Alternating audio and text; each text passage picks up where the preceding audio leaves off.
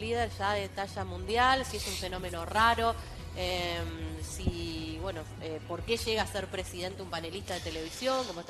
¿Cómo la ves? A mí fuera de la discusión esta, lo que más me preocupa es si a Milei le interesa más presidir nuestro país, conducir nuestro país, que efectivamente proyectarse hacia este estrellato internacional, que no necesariamente lo convierte en líder, ¿no? A mí me parece que, y en mi opinión, creo que claramente lo que viene haciendo en este tiempo es menospreciar su función, su rol de jefe de Estado. De hecho dice que desprecia al Estado.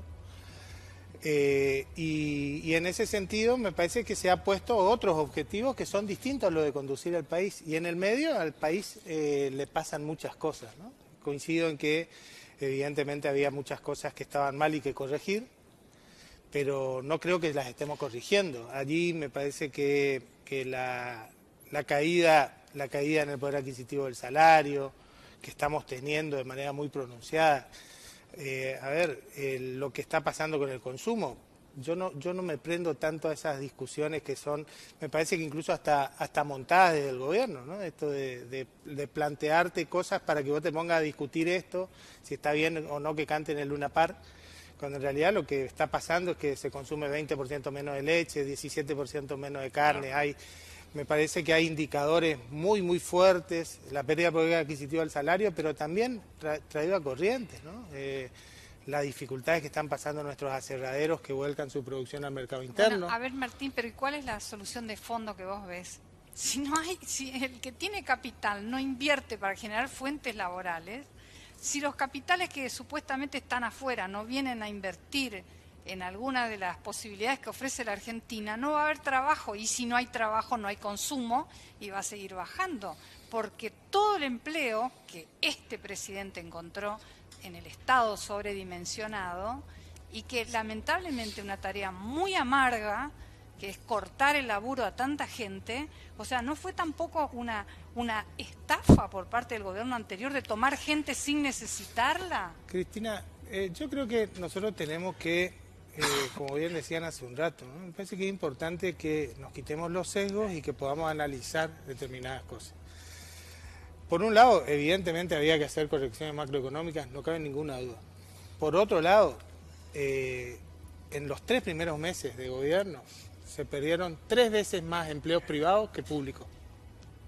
Se perdieron 3 veces más empleo privado que público registrado. Entonces, no es que estamos en esta posición porque se está despidiendo a trabajadores del Estado Nacional. La realidad es que nuestra economía funciona casi en un 60% en base al consumo, al mercado interno. Y si vos deprimís el consumo, si vos deprimís ese mercado interno, naturalmente vas a meter a la economía en una recesión que lamentablemente no ha terminado, que lamentablemente se está agravando, que esa recesión es la que va a poner en la mesa de los argentinos, de los correntinos, va a poner en la mesa una palabra que estaba bastante alejada, que es la desocupación.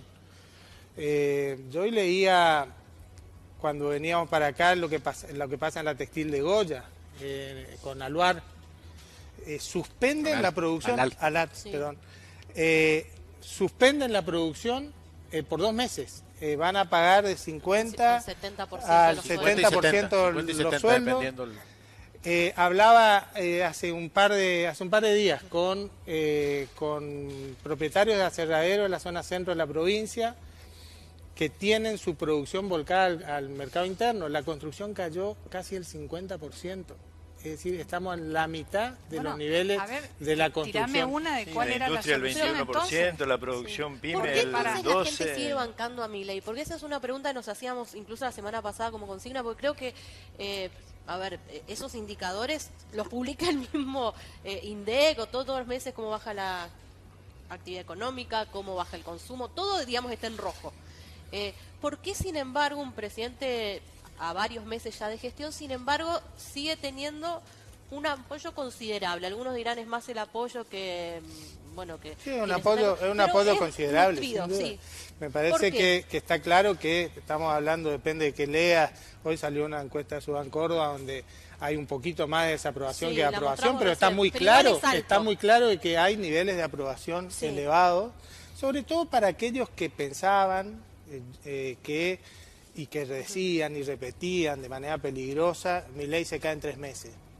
Me parece que eso está claro que no es bueno ni como diagnóstico ni como lo que trae aparejado el diagnóstico, ¿no? Entonces, está claro que hay una porción de la sociedad, aproximadamente la mitad, que todavía tiene una esperanza en este gobierno, y es lógico que así sea. Me parece que es natural. Hace muy poco tiempo votó a este presidente y todavía sostiene, aún en las dificultades que se agravaron, no nacieron en él, pero se agravaron.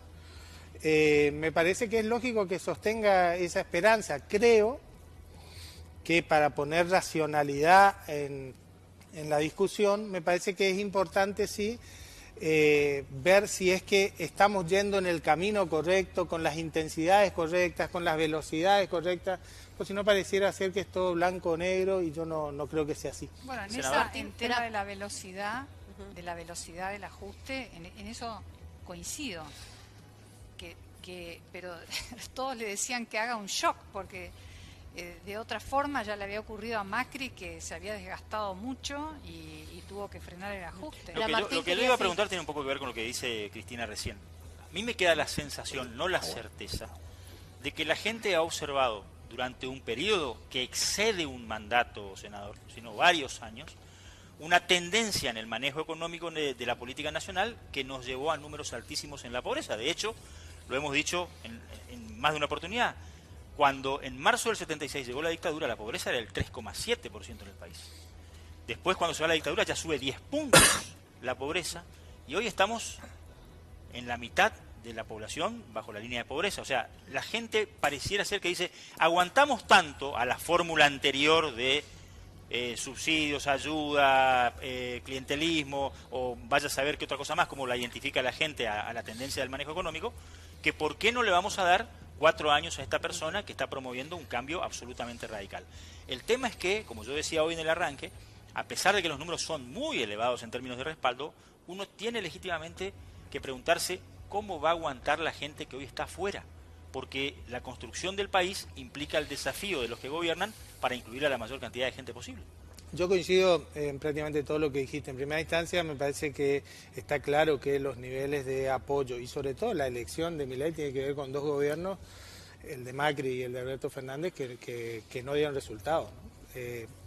Yo tengo muchas cosas para decir en favor de nuestro gobierno, pero claramente hay una cuestión que tiene que ver con niveles de inflación insostenible. Cuando asumimos teníamos 50% de inflación y en noviembre del año pasado teníamos 160%. Entonces, eso es algo que evidentemente la gente quiere corregir. Y apostó a un presidente y todavía tiene la esperanza y la expectativa, aún pasan una porción de la sociedad, ¿eh? Pues hay otra porción muy significativa que... Esa es la palabra que todos repiten, esperanza. Exacto. Y entonces, porque la esperanza es lo último que se pierde. Es así, efectivamente. Ahora, yo digo, para salirnos un poco de simplemente el análisis de por qué ocurren las cosas, yo por ahí trato de mirar un poco hacia adelante cómo veo las cosas de lo que se viene, ¿no? Entonces, yo siento que, por un lado, probablemente con la baja de la inflación, que todavía está en niveles altísimos, pero con la baja de la inflación, hoy con algo de kirchnerismo, porque están congelando tarifas, porque están pateando para adelante muchas cosas, están aplicando el famoso kirchnerismo que tanto denostaban, pero están apalancándose en la baja de la inflación como uno de los motores que sostenga esa esperanza. Y fundamentalmente en términos económicos, más que esperanza, hablo de expectativas. Lo que puede generar es una buena expectativa hacia adelante. ¿Cuál es el problema?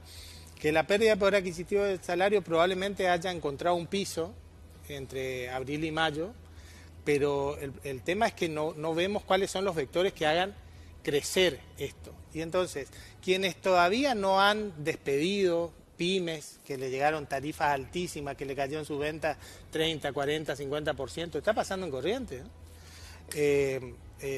Después, aparte lo que pasó con la EPEC en Corrientes, pero lo que digo es, una cosa es la profundidad de la crisis y otra cosa es cuánto tiempo va a permanecer. Entonces, cuando empieza a prolongarse en el tiempo esta crisis, pasa lo que está pasando en Goya, que ya nos pasó con nuestra industria textil. Ustedes recuerdan, en el 2017, 2018, las suspensiones de tipo Haití, de alpargatas, bueno, nos pasó también en aquella época con un mercado interno deprimido y con la caída de la construcción, en lo que tiene que ver con nuestra industria, sobre todo la que no está orientada a la exportación, porque hay una parte de la foresto-industria que está orientada a la exportación que todavía se sostiene en torno a esto, ¿no? Entonces, yo creo que hay que mirar un poco más hacia adelante. Veo, por un lado, que se está trazando el tipo de cambio, y esa otra de las palancas de las cuales se quiere prender para bajar la inflación. Bueno, ustedes el año pasado en campaña decían que ese era el mensaje de Massa en campaña, y gastaban, porque íbamos a tener un año extraordinario de ingreso en materia de dólares por la exportación del agro. ¿Sí o no? Sí, es así. Ah, bueno, entonces parece que no entiendo. Hicieron nada. No, porque parece que no. ¿Hay alguna pregunta ahí? Claro, hay una pregunta en el sentido sería? de que parece que las gestiones de ustedes no hicieron nada para coadyuvar a que ahora el país esté en la situación que está. No sé, quizás estás escuchando a otro entrevistado y no al que está sentado acá, porque yo te acabo de decir, Cristina, y reconocer que efectivamente hubieron muchas cosas y que había que corregirlas. Lo dije varias veces en esta entrevista acá, pero efectivamente tenemos un año mucho mejor en términos de producción del agro. El año pasado fue una sequía extraordinaria. Te hablé recién de un tipo de cambio atrasado. ¿Qué convalida esto? Más allá de las discusiones teóricas, el tipo de cambio real que pueda decir el presidente, es que el agro no está liquidando. Sí. El agro no está liquidando porque entiende que el tipo de cambio está atrasado. Récord de Silo Bolsa. Entonces, efectivamente hay tensiones que ocurren y que ponen entonces en duda si efectivamente esta tendencia a la reducción de la inflación es sostenible en el tiempo, o vamos a tener nuevamente un pico cuando o haya una devaluación o se empiecen a aplicar las tarifas que se están atrasando. Sé que Tito está esperando una pregunta, pero estoy pensando en eso. Vos sos economista de formación además, ¿no? Contador, nada más, pero guitarreamos un poco. ¿Hay alguna teoría que te dice cuándo se pueden dar esos momentos que decís pueden hacer tambalear todo esto? No, yo ni siquiera lo veo en términos... Le agrego, 2 meses, 3 meses, 4 meses. Le agrego la pregunta que le estaba por hacer, que tiene un poco que ver con lo tuyo. Mientras está pasando todo esto, tenemos el DNU vigente, y vaya uno a saber lo que se está haciendo aplicando el DNU, que nos puede llegar a sorprender dentro de 6 meses, 2 años, 3 años, y está vigente. Y segundo, algunos temas muy preocupantes en la ley de bases, que el RIGI. Me sorprende que no haya una resistencia mucho más fuerte desde los operadores políticos, de los operadores económicos, de los que van a ser víctimas en el mercado interno del RIGI. Y que seamos por ahí más analistas en la prensa, en el negocio, y no hay posiciones muy duras. ¿La falta de liderazgo de la oposición también? Pero falta de discusión, de poner en el tapete político, digamos, y de advertir seriamente a la población y a los industriales y a las empresas. Tito, ¿Cómo? Para vos, que son víctimas del RIGI. Primero las pymes en general, y segundo hasta algunas empresas grandes, que ahora hoy hubo una queja. El otro día el dueño un empresario en la reunión de la UIA se quejó, pero todas las empresas. A ver, este es un fenómeno a nivel mundial. Elon Musk, después de haber protestado contra el aumento de impuestos que ahora sacó Biden del 100% a las automotrices chinas, ahora está de acuerdo. Las empresas automotrices europeas están de acuerdo en que la Unión Europea no le suba los impuestos a los automotores chinos porque DM, Audi, todas las empresas europeas, casi todas menos Renault, fabrican en China y entonces importan sus autos. Ahora, si vamos a hacer ese, y esa es la pregunta para el economista justamente, el modelo de país vamos a volver a la época de Martínez de Oz y a la época de Cavallo, de reemplazar la producción local y los puestos de trabajo local por mano de obra importada. Yo ahí hago un paréntesis. Preguntaba un poco, ¿qué nos pasa que no se discute más? Creo que es la gran ganancia que ha tenido el gobierno y aquellos que discuten la capacidad política del gobierno, me parece que se equivocan en habernos metido una ley que toca 30.000 temas a la vez y entonces no sabés cuál efectivamente hablar y cuál profundizar. Y terminamos discutiendo la ley base, como los que están de acuerdo, los que están en contra, ese 50 más menos, el que opina de una forma u otra. Me parece que en el RIGI también pasa esto.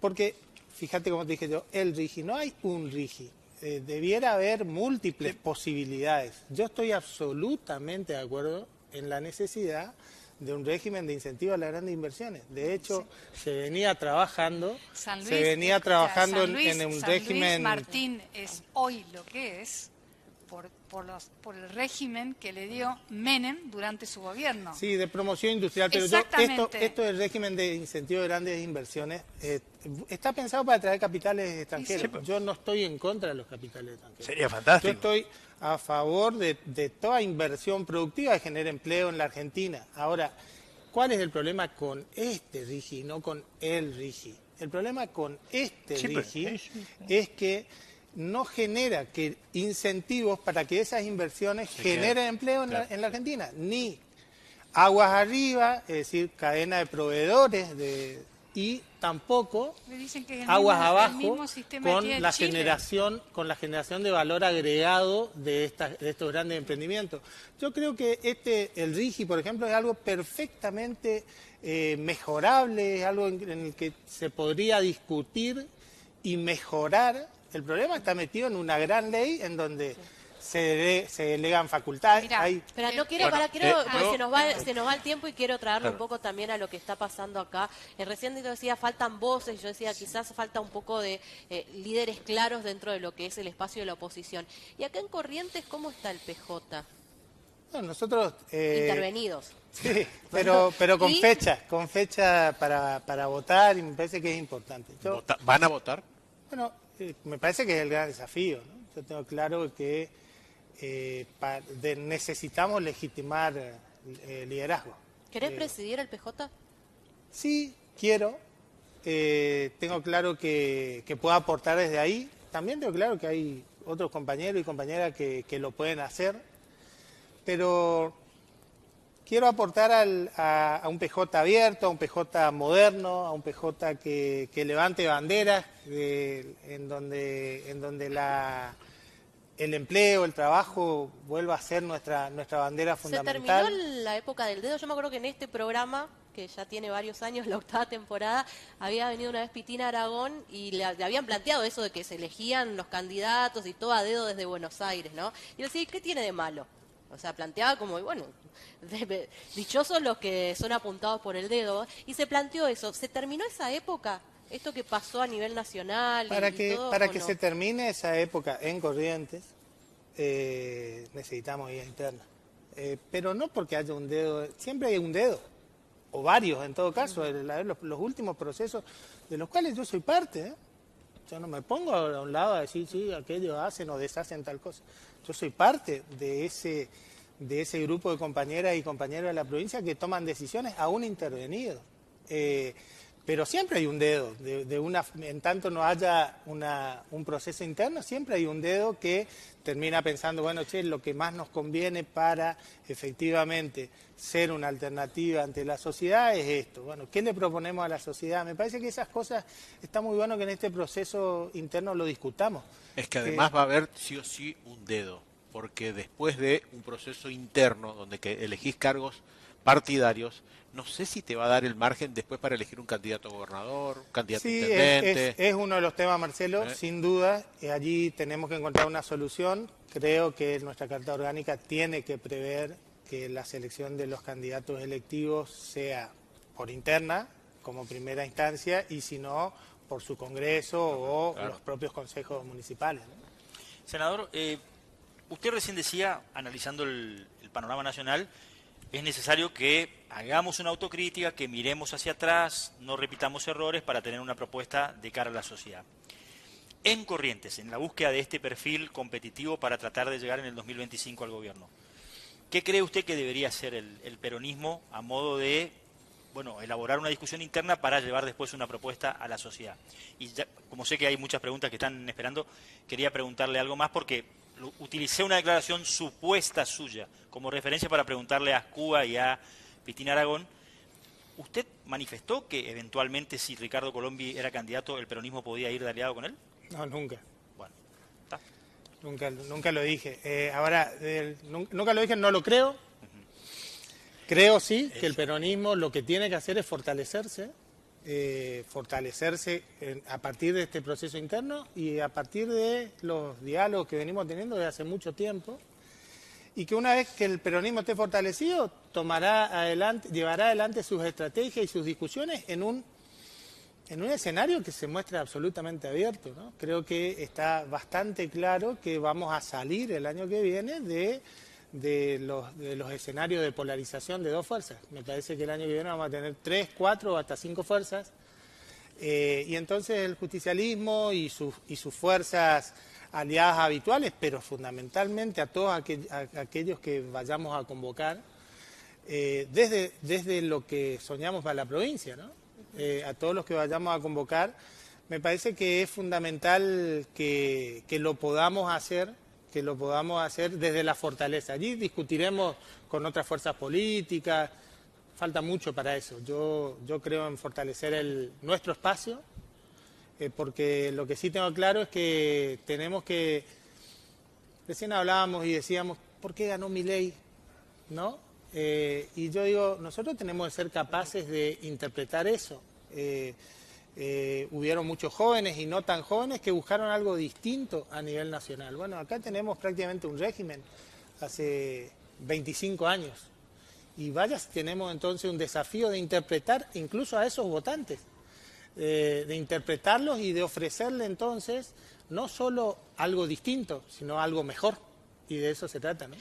Recién lo veíamos esperar, Cris, tú estabas en imagen, ahora lo vamos a compartir un informe de candidatos, decís que tenías varios también que han adelantado. Bueno, Martín Ascúa, que es intendente de Paso de los Libres, es uno de los que esta semana dijo, yo quiero ser candidato a gobernador.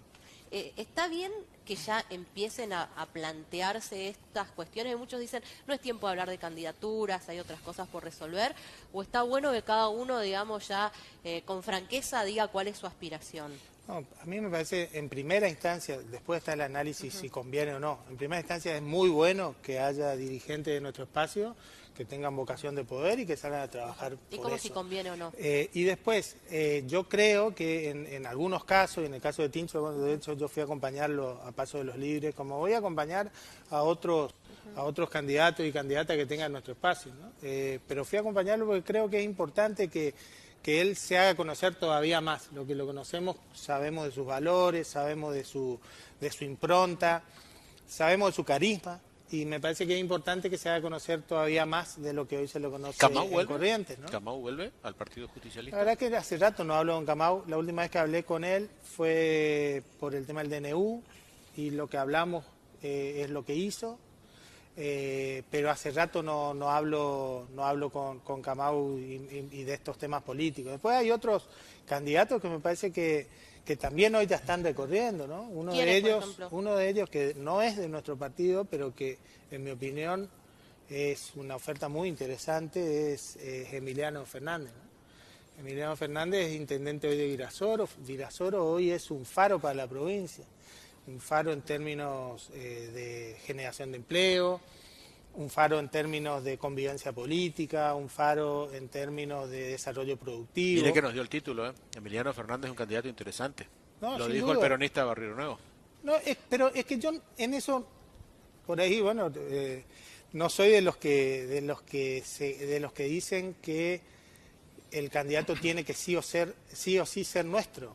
En realidad, nosotros, los dirigentes, tenemos que salirnos de esa idea de que nosotros somos los que fijamos los candidatos. O sea, perdón, Los ¿vos creés en candidatos- un frente? Los candidatos, primero para concluir la idea, a los candidatos los pone la gente.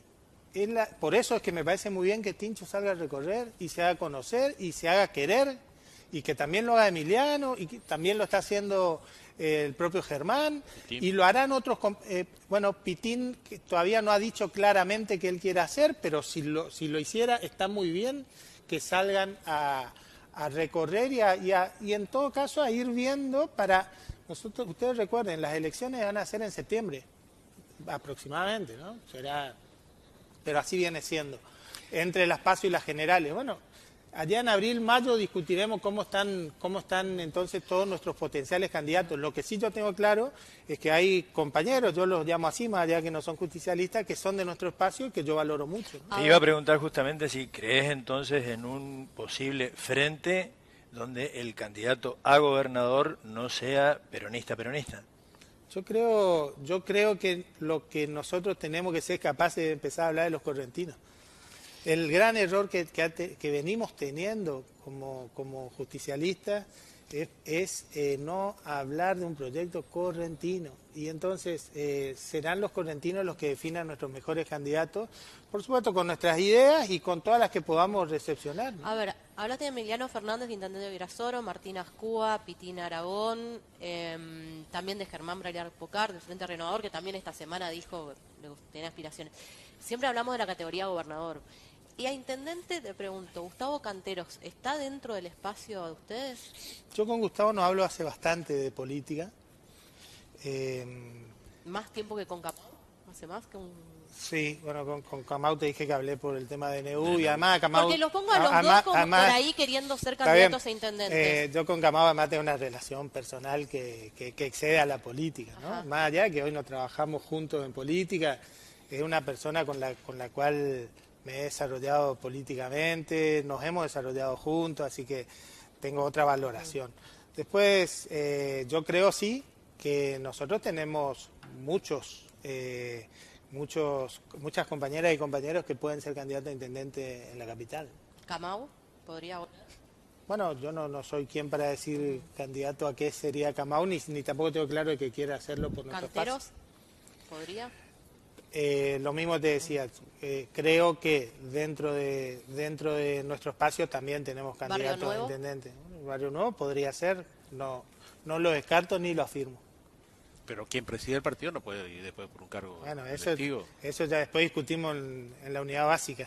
Eso ya discutimos en las unidades básicas. Esto que te está preguntando Marcelo tiene que ver con lo que me quedó haciendo ruido, así que en tu planteo a los candidatos a cargos electivos podría no elegírselos directamente como hoy es obligatorio. Yo creo, sobre todo por lo que viene, creo que alguno de los dos me lo preguntó concretamente afirmando lo que yo creo que es así. Difícilmente nosotros no podemos hacer una interna del 2008, nos vamos a hacer 2 veces interna en 4 meses, ¿no? Yo creo que eso está bastante claro.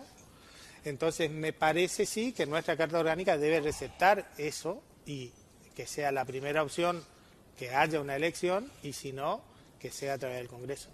Bueno, no sé si habrá muchos Sabemos puntos de cómo va a terminar. coincidencia. A ver, recién Mariano decía, yo veo un escenario 2025 bastante fragmentado, o sea, se rompe la polarización y veo bastantes espacios políticos.